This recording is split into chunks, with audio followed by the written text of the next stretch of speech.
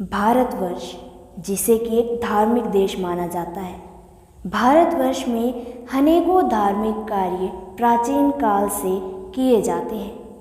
आदिकाल से भारतवर्ष में एक बहुत ही अच्छी परंपरा चलती आ रही है और वो है दान पुण्य की परंपरा।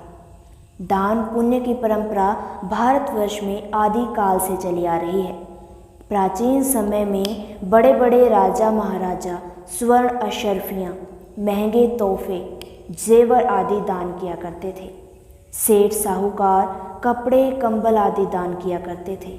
गरीब वर्ग के लोग अपने सामर्थ्य अनुसार खाने पीने की वस्तु दान कर दिया करते थे। वर्तमान समय में भी दान की परंपरा सुचारू रूप से चल रही है। आजकल दान पुण्य का तरीका भारतवर्ष में थोड़ा बदल गया है और इस डिजिटल युग में एक दान ऐसा है जिसे महादान का नाम दिया गया है और वो दान अन्य दानों से थोड़ा अलग है। रकत दान। रकत दान महादान का नाम इस दान को दिया गया है। आजकल महंगाई का दौर है। इंसान की ज़रूरतें मुश्किल से पूरी हो पाती हैं। इंसान दान पुण्य चाह कर भी नहीं कर पाता, तो ऐसे में रकत दान को आजकल सभी लोग दान पुण्य का सुलभ साधन मानते हैं। रकत दान को महादान का दर्जा इसलिए दिया जाता है क्योंकि रकत दान कर एक इंसान दूसरे इंसान को बेहतर सेहत प्रदान कर सकता है। कैंसर के मरीजों के लिए रकत दान मानो जीवन दान के बराबर है। रकत दान करने से हम किसी की ज़िंदगी बचा सकते हैं। दर्शकों, रकत दान के बहुत से महत्व हैं, लेकिन रकत दान करने के लिए भी जागरूकता ज़रूरी है। भारतवर्ष के बहुत से कस्बे ऐसे हैं जहां पर लोगों को यही नहीं मालूम कि रक्त भी दान किया जाता है और बड़ी ही आसानी से हम रकत दान कर सकते हैं और बहुत सारा पुण्य कमा सकते हैं। ये सभी जागरूकता जो है कोई आम इंसान नहीं फैला सकते। जागरूकता के जितने भी कार्य किए हैं या तो वो समाज सुधारकों ने किए हैं या फिर धार्मिक संतों ने। प्राचीन समय में भी ऋषि मुनि ही दान की प्रेरणा किया करते थे और वर्तमान समय में भी अब ऐसा ही हो रहा है।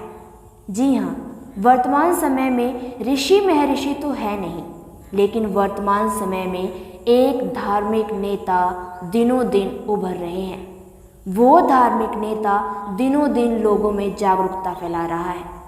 वह धार्मिक नेता इतना प्रभावशाली ज्ञान दे रहे हैं कि जिनके ज्ञान को सुन लोग जागरूक हो रहे हैं और रकत दान में बढ़ चढ़कर हिस्सा ले रहे हैं। बीते कुछ दिनों में उसी धार्मिक नेता के सानिध्य में एक बहुत ही बड़ा कार्यक्रम संपन्न हुआ था। उस कार्यक्रम का नाम था कबीर साहेब प्रकट दिवस। बीती 2, 3, 4 जून को उस धार्मिक नेता के सानिध्य में कबीर साहेब प्रकट दिवस भारतवर्ष के 10 अलग अलग जगहों पर मनाया गया और विदेश में भी नेपाल देश में सतलोक आश्रम उस धार्मिक नेता के सानिध्य में बना हुआ था। वहाँ पर भी कबीर साहेब प्रकट दिवस मनाया गया। कबीर साहेब प्रकट दिवस के उपलक्ष्य में जगह जगह रक्तदान शिविर भी लगाए गए और वहाँ पर बहुत बड़ी मात्रा में उस धार्मिक नेता के अनुयायियों ने रकत दान किया। दर्शकों, उस धार्मिक नेता का नाम है जगत गुरु तत्वदर्शी संत रामपाल जी महाराज, जो कि एक समाज सुधारक और एक धार्मिक संत के रूप में दिनों दिन उभरते जा रहे हैं और दुनिया भर में लोकप्रियता हासिल कर रहे हैं। संत रामपाल जी महाराज के सानिध्य में देश भर के 10 तमाम सतलोक आश्रमों में कबीर साहेब प्रकट दिवस मनाया गया। दहेज मुक्त शादियां हुई, रक्तदान शिविर लगाए गए, निःशुल्क नाम दीक्षा लोगों को दिलाई गई और भी जो सामाजिक कुरीतियां हैं उनके बारे में लोगों को जागरूक किया गया और दहेज जैसी कुप्रथा का सतलोक आश्रमों में भरपूर विरोध किया गया। और उस पर रोक लगाने के लिए एक नया कदम उठाया गया। कबीर साहब प्रकट दिवस 2, 3, 4 जून को था। 3 जून को सभी सतलोक आश्रमों में बहुत बड़े स्तर पर रक्तदान शिविर लगाया गया, जहां पर बहुत बड़ी संख्या में संत रामपाल जी के अनुयायियों ने रक्तदान किया और साथ ही साथ वहां पर बहुत बड़ी संख्या में दहेज मुक्त विवाह भी हुए। हाल ही में संत रामपाल जी महाराज के सानिध्य में बहुत से समाज सुधारक कार्य हो रहे हैं और जिनमें सबसे बड़ा सराहनीय कार्य है दहेज मुक्त विवाह और रक्तदान। आपको संत रामपाल जी का यह समाज सुधारक कार्य कैसा लगा? आप हमें कमेंट सेक्शन में कमेंट करके अवश्य बताएं। यदि आप भी संत रामपाल जी महाराज के विषय में और अधिक जानना चाहते हैं तो आप संत रामपाल जी महाराज की ऑफिशियल वेबसाइट पर विजिट कर सकते हैं। संत रामपाल जी महाराज की ऑफिशियल वेबसाइट है जगत गुरु संत रामपाल जी महाराज, जो कि इस वक्त आपको स्क्रीन पर दिखाई दे रही होगी, और उनका ऑफिशियल यूट्यूब चैनल है संत रामपाल जी महाराज।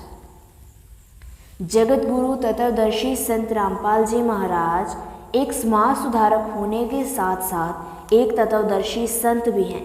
वो एक ऐसा अद्वितीय अनमोल ज्ञान रखते हैं कि जिसको जो भी सुन लेता है उसके बाद वो प्राणी अपने दुर्व्यसन त्याग देता है और एक सच्ची और अच्छी राह पर चल पड़ता है।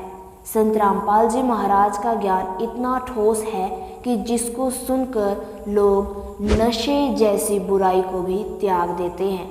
जो लोग नशा मुक्ति केंद्र में जाकर अपना नशा नहीं छोड़ पा रहे थे, जो लोग इतनी जड़ी बूटियां खाकर भी अपनी लाइलाज बीमारियों से निजात नहीं पा रहे थे, जो लोग बड़े बड़े हॉस्पिटलों बड़े बड़े डॉक्टरों के पास जाकर भी अपनी बीमारियों अपने नशे को नहीं छोड़ पा रहे थे, वो संत रामपाल जी महाराज से मात्र नाम दीक्षा लेने मात्र से ही अपनी बुराइयों को त्याग रहे हैं। संत रामपाल जी महाराज अपने शिष्यों को अच्छी शिक्षाएं देते हैं और इसीलिए उनका एक अलग से समाज तैयार हो रहा है, जिस समाज को कहा जाता है भक्त समाज। यदि आप भी जानना चाहते हैं कि भक्त समाज कैसा है तो आपको भी हम सतलोक आश्रम में आने के लिए सादर आमंत्रित करते हैं। सतलोक आश्रम जगह जगह पर मौजूद है। सतलोक आश्रम सोजत पाली राजस्थान, सतलोक आश्रम मुंडका दिल्ली, सतलोक आश्रम कुरुक्षेत्र हरियाणा, सतलोक आश्रम भिवानी हरियाणा, सतलोक आश्रम धुरी पंजाब, सतलोक आश्रम खमाणों पंजाब, सतलोक आश्रम नेपाल, सतलोक आश्रम इंदौर एमपी, सतलोक आश्रम बैतूल मध्य प्रदेश, सतलोक आश्रम शामली उत्तर प्रदेश। आपका जो भी नज़दीकी सतलोक आश्रम है आप वहां पर जा सकते हैं, संत रामपाल जी के अनुयायियों से मिल सकते हैं और संत रामपाल जी महाराज के विषय में विभिन्न जानकारी हासिल कर सकते हैं। आज के लिए बस इतना ही। धन्यवाद।